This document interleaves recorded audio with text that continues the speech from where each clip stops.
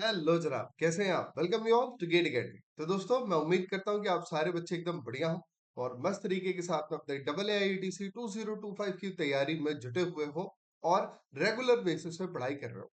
तो इसी सीरीज में मैं आपके लिए लेके आया हूं रीजनिंग के PYQ, जहां पर हम आज 2016 के पेपर के बारे में डिस्कस करने वाले हैं। और इसीलिए मैंने इस सीरीज को नाम दिया है सिलेक्शन वाले क्वेश्चन। तो ध्यान रखिएगा, आपको अपने रूम में ये नोट लेकर के जरूर लगा देना है कि भाई अभी नहीं तो कभी नहीं। तो इस बार पूरी ताकत से, है ना, पूरी ताकत से ऐसा प्रहार कीजिए कि इस बार आपका एग्जाम क्लियर हो ही जाए। चलिए शुरुआत करते हैं आज के सेशन से। लेकिन आज का ये सेशन मैं किसी मोटिवेशनल कोट के साथ स्टार्ट नहीं कर रहा। गेट एकेडमी की ओर से वो सभी पर्यटक जो कि पहलगाम गए हुए थे अपने परिवार के साथ, अपने फैमिली के साथ एक गुड टाइम स्पेंड करने के लिए, और उनके साथ जो दुर्घट घटना घटित हुई उसके लिए एक अश्रुपूर्ण, एक भावपूर्ण श्रद्धांजलि हम सभी की तरफ से।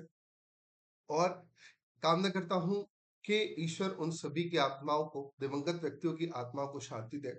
और साथ ही साथ ये भी प्रार्थना करता हूं कि जीवन में कभी भी ऐसी घटना दोबारा घटित ना हो। तो चलिए आगे के सेशन की शुरुआत करते हैं। तो कुछ इस प्रकार से गेट एकेडमी खास अभी सब आप सभी सब बच्चों के लिए लेकर के आया हुआ है ये कोर्स। ठीक है, ओके। सो डबल AITC क्रैक करने के लिए आपके लिए गेट एकेडमी क्या लेकर के आया है, तो ये है आप सभी के लिए विमान बैच मेरे दोस्तों, जहां पर आपको मिल रहा है 100% syllabus coverage, HD video lectures, all PYQs with answer की, स्टडी एनी टाइम एनीवेयर की facility, workbook with PDF, 2000 plus practice question and 1 year course validity. इसके साथ ही साथ टेस्ट सीरीज, यहाँ पर आपके पास में 10 मॉक टेस्ट है जो कि इस टेस्ट सीरीज के साथ में एकदम फ्री है। और यहाँ पर जो अमाउंट आ रहा है वो है 999। तो आप एक इस छोटे से अमाउंट के साथ में गेट एकेडमी के साथ, यानी कि मेरे साथ में जुड़ करके आप अपनी तैयारी को बेहतरीन बना सकते हो। ठीक है, और साथ ही साथ बहुत अच्छे तरीके के साथ में आप अपने एग्जाम को क्रैक कर सकते हो। तो चलिए शुरुआत करते हैं आज के हमारे सेशन। तो मैं आज आपके साथ में डिस्कस कर रहा हूं डबल AITC PYQ 2016 सेट ए। ठीक है, तो इसमें रीजनिंग में पूछा गया ये पहला सवाल है। इनका पूछना है कि from the alternatives select the word that can not be formed using the letters in the given word. ठीक है, जहां पर आपको ये एक वर्ड दिया गया हुआ है इंडस्ट्री, और ये 4 ऑप्शन दिए गए। आपको उस ऑप्शन को चूज करना है जो कि इस वर्ड में दिए गए लेटर से नहीं बनाया जा सकता। फॉर एन एग्जाम्पल, अगर हम बात करते हैं टर्न की, सो TURN, तो आप देख सकते हो टी भी अवेलेबल है, यू भी अवेलेबल है, आर भी अवेलेबल है और एन भी अवेलेबल है। अगर हम बात करते हैं ड्राई की, तो डी भी अवेलेबल है, आर भी अवेलेबल है और वाई भी अवेलेबल है। ठीक है, और अगर हम बात करते हैं स्टडी की, तो एस भी अवेलेबल है, टी भी अवेलेबल है, यू भी अवेलेबल है, डी भी अवेलेबल है और वाई भी अवेलेबल है। तो कहीं ना कहीं हमारे ए, बी और ये टी तीनों ही ऑप्शंस बनाए जा सकते। सिर्फ एक ही ऐसा ऑप्शन है सी जो कि नहीं बनाया जा सकता। अच्छा, क्यों नहीं बनाया जा सकता?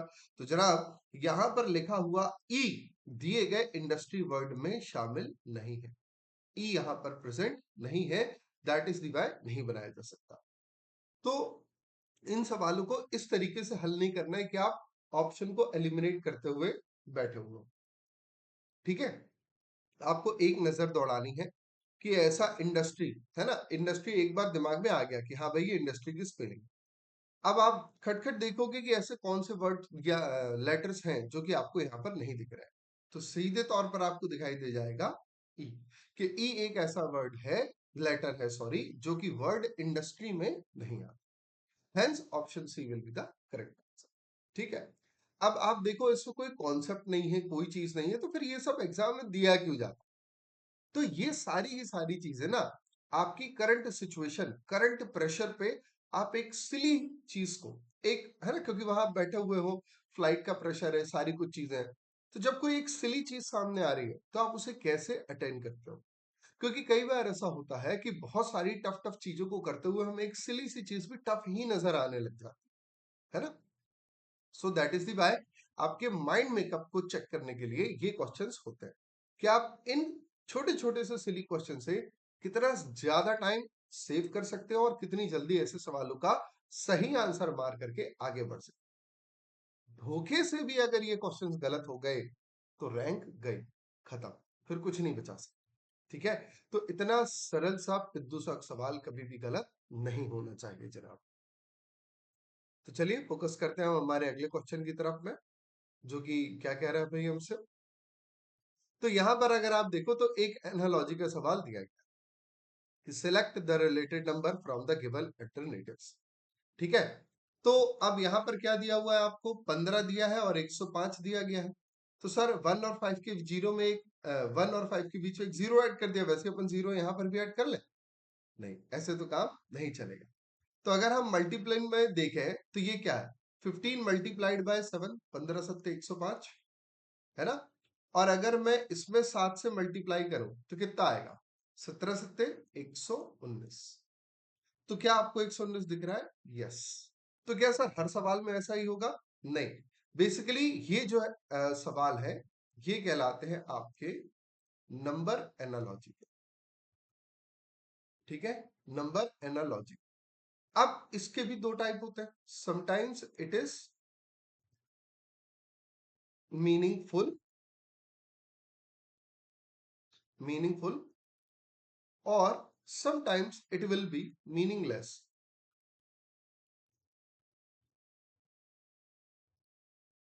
आई होप आपको हैंडराइटिंग समझ में आ रही होगी।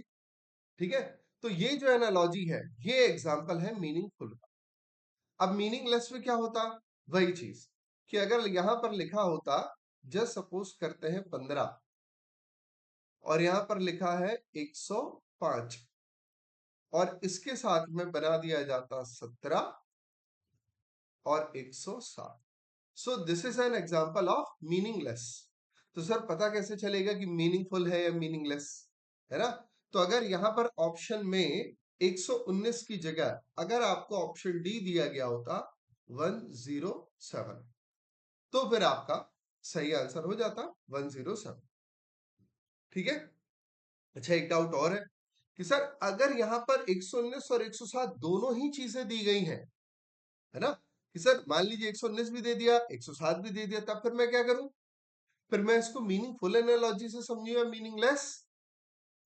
तो पहली प्रायोरिटी, ठीक है, फर्स्ट प्रायोरिटी पर आपको हमेशा ही मीनिंगलेस सॉरी मीनिंगफुल एनालॉजी की तरफ आगे जाना है। ठीक है मेरे दोस्त, ये है आपकी फर्स्ट प्रायोरिटी। Got it. तो हमेशा आपको अपनी फर्स्ट प्रायोरिटी के लिए मीनिंगफुल एनालॉजी, यानी कि अगर ये दोनों ही ऑप्शन में अवेलेबल है तो आप 119, क्योंकि आप हमेशा फिर एक मीनिंगफुल रिलेशन की तरफ आगे बढ़ेंगे कि दो चीजों के बीच में एक मीनिंगफुल रिलेशन है। समझ गए बात बढ़िया तरीके के साथ, शाबाश। चलिए तो फिर आगे बढ़ते हैं। तो देखिए नेक्स्ट क्वेश्चन आपसे क्या कह रहा है कि select the one which is different from the other three alternatives. तो इसके बारे में मैंने आपको क्या सिखाया था कि दोस्त ये होता है सर ऑड वन आउट, है ना, जहां पर कोई तीन ऑप्शन एक जैसे होंगे जो कि किसी प्रकार का एक रिलेशन मेंटेन कर रहे होंगे, और जो बचा हुआ एक ऑप्शन है वो इसे मेंटेन या फॉलो नहीं करेगा।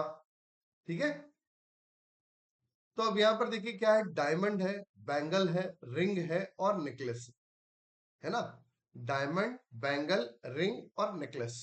तो अगर हम देखें कहीं ना कहीं तो ये तीनों ही चीजें क्या है, दे फॉर्म अ ज्वेलरी, है ना। ये तीनों ही चीजें क्या है, ज्वेलरी है। लेकिन डायमंड तो ज्वेलरी नहीं है। What is a diamond, diamond sir, diamond is a stone, है कि नहीं। तो डायमंड इज अ स्टोन, तो that is the why option B C D ने मिल करके एक रिलेशनशिप, एक ग्रुप फॉर्म कर लिया जिसमें कि डायमंड हमारा नहीं है। सही है, चलिए शाबाश, बहुत बढ़िया। नेक्स्ट क्वेश्चन अटेम्प्ट करते हैं। यहां पर भी ये है आपके एक एनालॉजी का सवाल। तो आपको ये देख करके क्या लग रहा है कि ये मीनिंगफुल एनालॉजी है या फिर मीनिंगलेस एनालॉजी है? बताओ। ये कहीं ना कहीं मीनिंगफुल एनालॉजी लग रही है कि शू किससे बनता है? लेदर से। तो इसके एनालॉजी का रिलेशनशिप क्या है? ये है सर प्रोडक्ट और मटेरियल, है ना? तो टेबल हो गई एक प्रोडक्ट, किससे बनेगी? क्या डेस्क से बनेगी? नहीं। क्या चेयर से बनेगी? नहीं। क्या कारपेंटर से बनेगी? नहीं। कारपेंटर से थोड़ी ना बनेगी, कारपेंटर उसे बनाएगा। बनेगी किससे? Would say. अच्छा सर, अगर यहां पर प्लास्टिक भी दे दिया गया होता तो? है ना? प्लास्टिक भी अगर दे दिया गया होता तो क्या करते सर? क्योंकि बनती तो प्लास्टिक की भी है। हाँ बेशक प्लास्टिक की भी बनती है। अच्छा, ऐसे तो ऑप्शन में फिर आयरन भी दिया जा सकता है, स्टील भी दिया जा सकता है। देने को तो बहुत कुछ दिया जा सकता है, लेकिन दिया नहीं जाएगा। क्यों नहीं दिया जाएगा?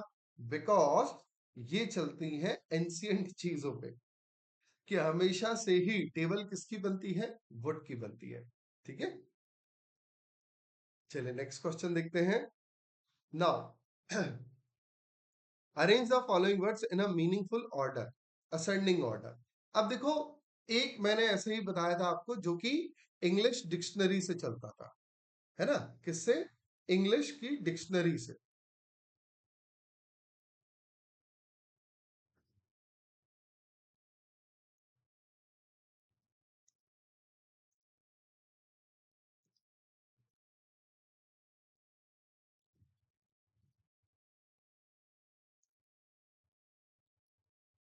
English dictionary.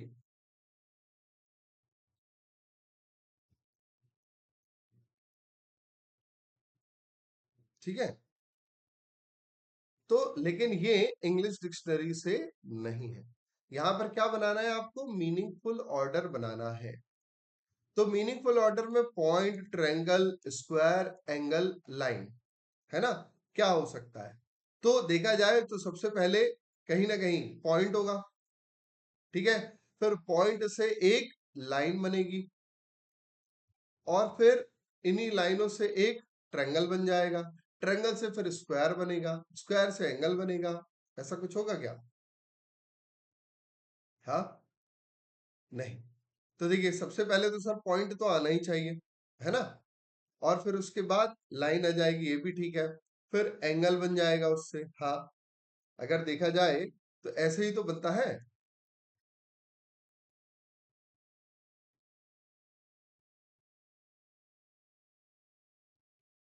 कि ये बन गया सर पॉइंट, है ना? पहला।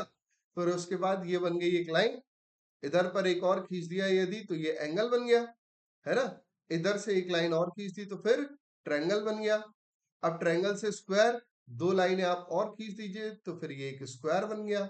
ठीक है, तो बस option A will be the correct answer, कि सबसे पहले पॉइंट, पॉइंट से बन जाएगी एक लाइन, लाइन से एक और लाइन मिला के बन जाएगा एंगल, एंगल में एक और लाइन मिला के मिल जाएगा ट्रायंगल, एक और ट्रायंगल मिला के क्या बन जाएगा? Square. Hence this is a meaningful sequence. ठीक है, ये बन गया हमारा एक प्रकार का मीनिंगफुल सीक्वेंस।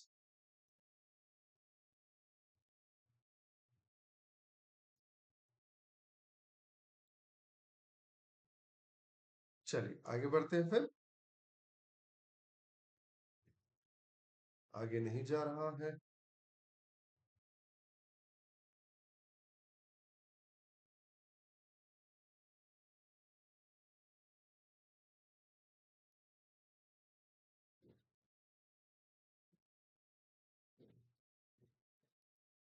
अब क्या हो गया भैया इसको?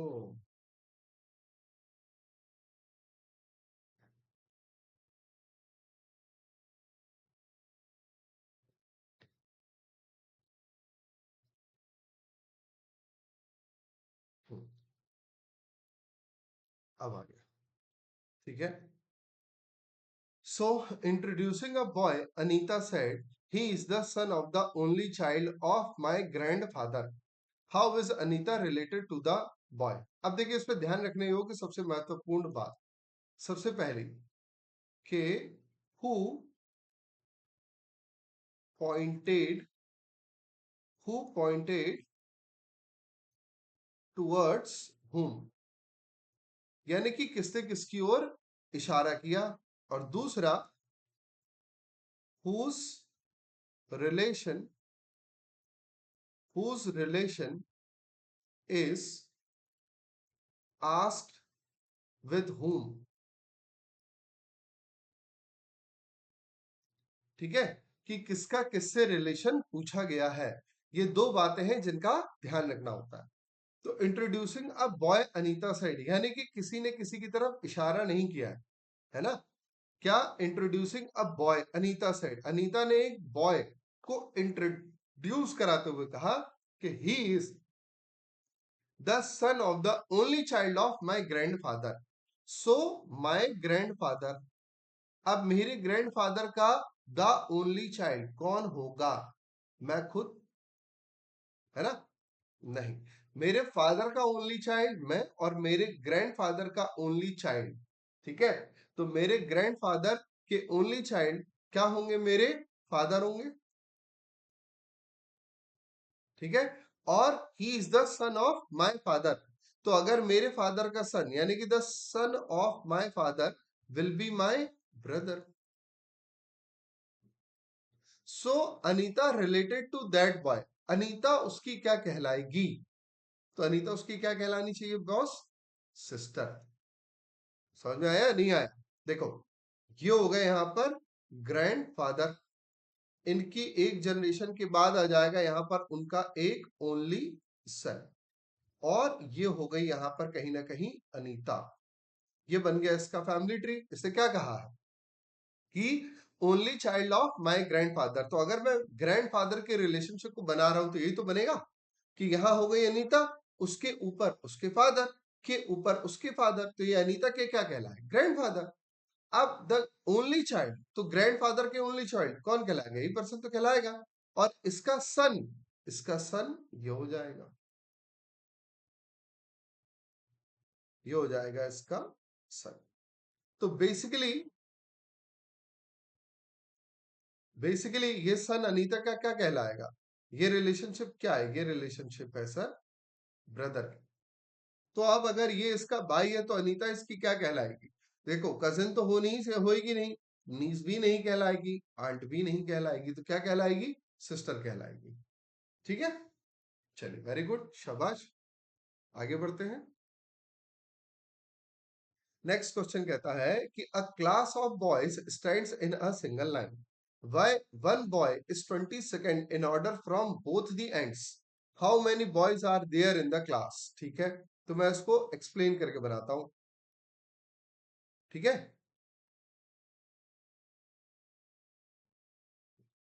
ये हो गई हमारी एक लाइन, ठीक। चलो, बहुत बढ़िया। अब इस लाइन में ये हो गया हमारा क्या? लेफ्ट हैंड, और ये हो गया हमारा राइट हैंड।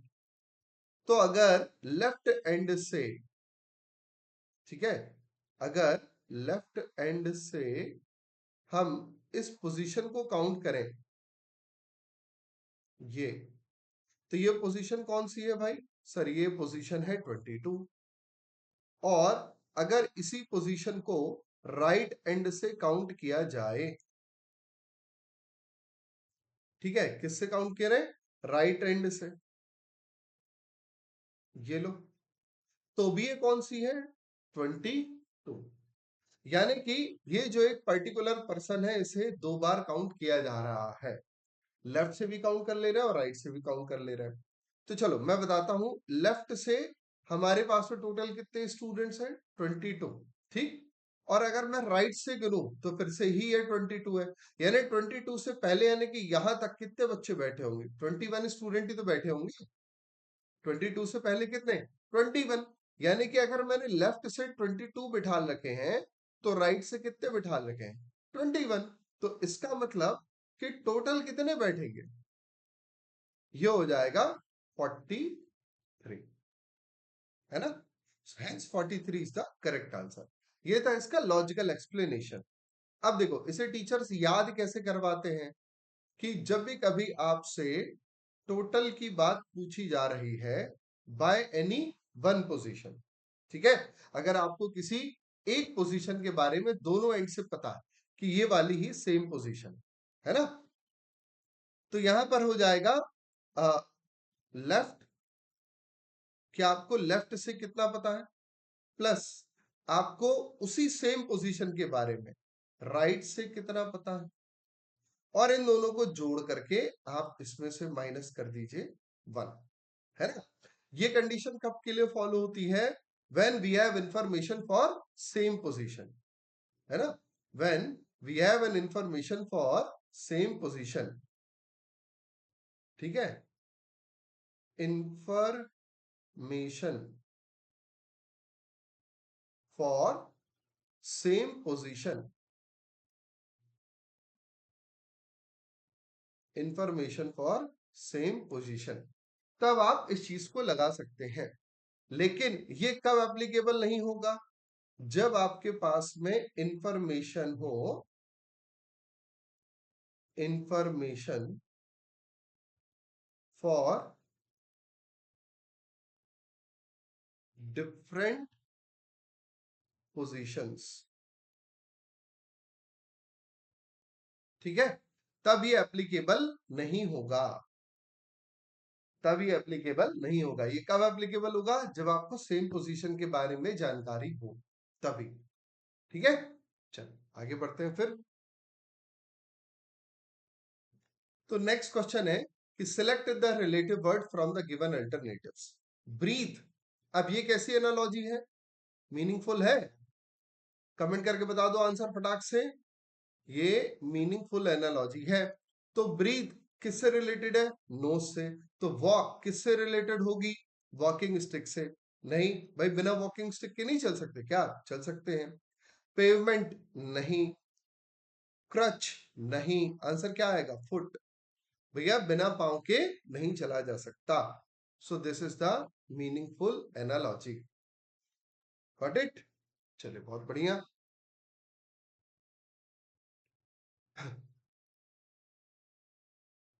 अगला क्वेश्चन कहता है what is related to bird in the same way as house is related to man. तो मैन कहाँ रहते हैं, घर के अंदर, मैन कहाँ रहते हैं, हाउस में, घर के अंदर। तो बर्ड कहाँ रहती है, होल में या स्काई में या विंग्स में या नेस्ट में। तो भैया बर्ड्स जो हैं वो नेस्ट में रहती हैं, राइट, बर्ड्स जो है हमारी वो नेस्ट में रहती हैं। Next, what is related to bus in the same way as rail related to train. तो ये रेल का ही तो अल्टरनेट नाम है ट्रेन, रेलगाड़ी, ट्रेन। तो बस के लिए क्या हो जाएगा, पैसेंजर, बस स्टैंड, रोड और conductor. Rail is related to train, हाँ जी। तो रेल यानी कि वो रेल की पटरी जो रहती है उसको भी रेल कहा जाता है। तो ट्रेन किसके ऊपर चलती है, ट्रेन चलती है साहब रेल के ऊपर, जो रेल की पटरी रहती है ना, रेल लाइन, रेलवे लाइन भी कहा जाता है ना, रेल लाइन। तो रेल के ऊपर चलती है। तो इन द सेम वे बस किसके ऊपर चलती है, सर जहां इच्छा वहां चलाओ, चाहे आदमी के ऊपर चलाओ चाहे जहां चलाना। भाई बस जो है सर वो रोड पे चलती है, कोई भरोसा नहीं आगे आने वाले समय में आसमान में भी उड़ने लग जाए, बहुत सी टेक्नोलॉजी डेवलप हो रही है भाई। Next question, choose the correct alternative that will complete the given series, ठीक है। तो ये है आपकी एक अल्फाबेटिकल सीरीज। अब यहां पर देखो आपको कैसे आंसर देना होगा। देखो इसका फर्स्ट वर्ड है एफ जिसकी पोजीशन कितनी होती है 6, इसका फर्स्ट वर्ड है एच जिसकी पोजीशन होती है 8,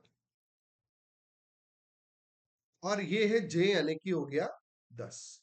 तो 6 और 2 8 और 2 10, 10 और 2 12 हो सकता है ना, कि 6, भाई 6 +2 8 +2 एंड 10 +2, तो 12। अब देखो आप सारे के सारे 12 से ही शुरू हो रहे हैं और सब में ओ कॉमन भी है। तो सीधा अगला देखिए अपन एल, एल के लिए प्लेस वैल्यू कितनी है 12, एन के लिए 14, पी के लिए 16। तो भाई 12 14 16 के बाद क्या आना चाहिए 18। 18 यानी कि कितना होता है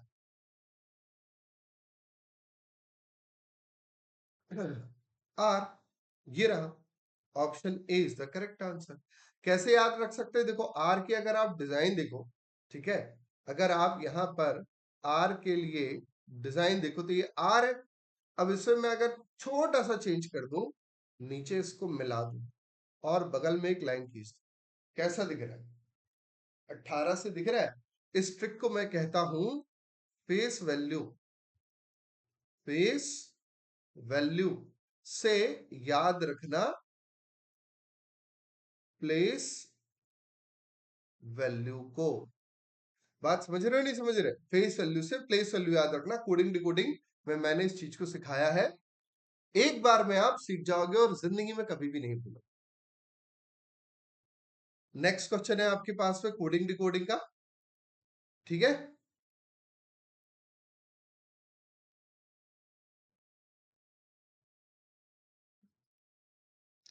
If in a certain code language UTENSIL is coded as WVGPLKN, how will triangle be coded in same language? तो लिख लो फटाक से। U की प्लेस वैल्यू सर 21 होती है, T 20 होता है, E 5 होता है, N 14 होता है, S 19 होता है, I 9 होता है और L 12 होता है।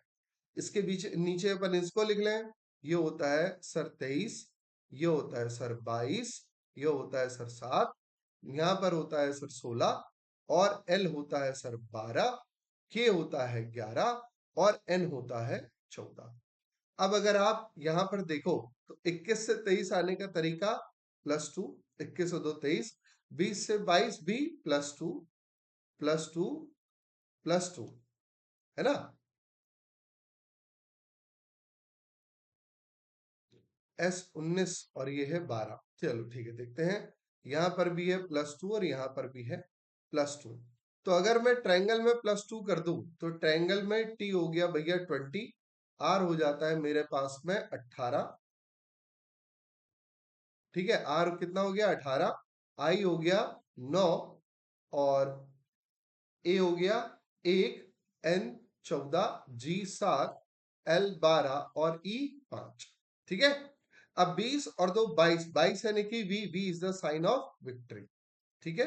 22 यानी कि V, 18 और 2 20 यानी कि T। तो V और T आपको कहां कहां दिख रहा है, इन दोनों में दिख रहा है, ठीक है। 9 और 2 11 बोले तो K, अब आपको कहां दिख रहा है, इन दोनों में ही दिख रहा है। 1+2 यानी कि 3, 3 बोले तो C। तो VTKC यहां पर मिल गया आपको, तो बस इसको सही ऑप्शन लगाओ। ये गलत, ये गलत, ये गलत। 14 और 2 16 यानी कि P आ जाता है, 7 को इसने लिया नहीं है, 12 और 2 14, ठीक है। 1 2 3 4 5 6 7, हाँ सही है, लेकिन इन लोगों ने इस यहाँ पे ट्रायंगल में इसको ही हटा दिया, ठीक। तो ये हो गया N, 5 और 2 7 यानी कि G। तो अगर हम इसको छोड़ देते हैं तो हमारे पास में जो ऑप्शंस है उसमें से जवाब सही आ जाता है। क्लियर है, चलिए बढ़िया, आगे बढ़ते हैं अगले सवाल की तरफ। अगला क्वेश्चन हमसे देखिए क्या कह रहा है। इसका कहना है कि select the related number from the given alternatives. यहां पर है 62 और ये है 30, तो ये है 84, ठीक। 6 दूनी 12, तो 62 और 30 कैसे रिलेटेड है, तो 30 मल्टीप्लाइड बाय 2 +2, है ना, इंटू 2 +2 एक दिख रहा है। तो वैसे ही 84 के लिए क्या हो सकता है, इंटू 2 +2 22 हो सकता है क्या, नहीं, 21, हाँ 21 हो सकता है ना। 21 मतलब I am sorry I mean 41 हो सकता है, कि 41 होने पर क्या हो सकता है सर, इंटू 2 +2, तो 41, तो ये हो जाएगा कितना 82 +2 इज इक्वल्स टू 84। तो मिल गया, यानी कि यहां पर हमारे पास क्या होना चाहिए था सर 41 होना चाहिए था। ये भी कैसी एनालॉजी है? नंबर एनालॉजी में meaningful analogy. Next, what is related to bird in the same way as house is related to man? हालांकि हमने वहां पर लिया था, ये रिपीटेड क्वेश्चन है। Next will be the correct answer. Choose the correct alternative that will complete the given series, है ना। चलिए, अब इसको कैसे किया जा सकता है? इसमें आप एक बार कॉमन डिफरेंस लेकर के देख लो। तो 99 और यहां पर कितना कॉमन डिफरेंस है सर? 11 का। ठीक है, अब यहां पर अगर अपन डिफरेंस देखें तो कितने का है सर? 13 का। यहां पर अगर हम डिफरेंस देखें तो कितने का है? 71 से 86। मतलब घटाने से अच्छा है आप और जोड़ लिया करो, ठीक है। तो 9 9 और 6 15, तो 11 13 15, ठीक। 54 54 और 6 60, 60 और 10 70, 54 और 6 60, 7 10 16 और 1 17। तो क्या मिला? 11 13 15 17। अगला क्या होना चाहिए सर? 19 होना चाहिए। 19 अगर, तो 19 है तो यहां पर कितना आ जाना चाहिए sir? 35। Hence 35 is the correct answer. तो ये क्या कहला गया? This is called as the common difference.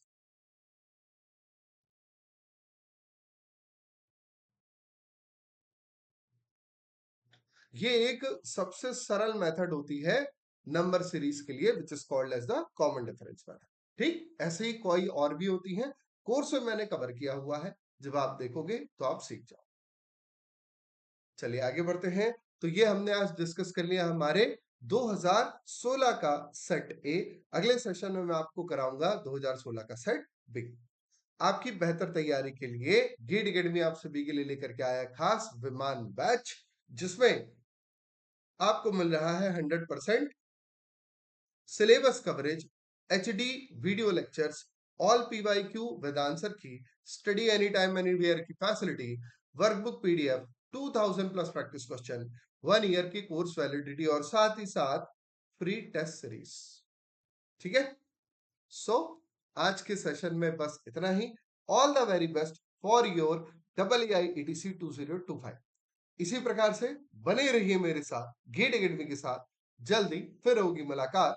जय हिंद।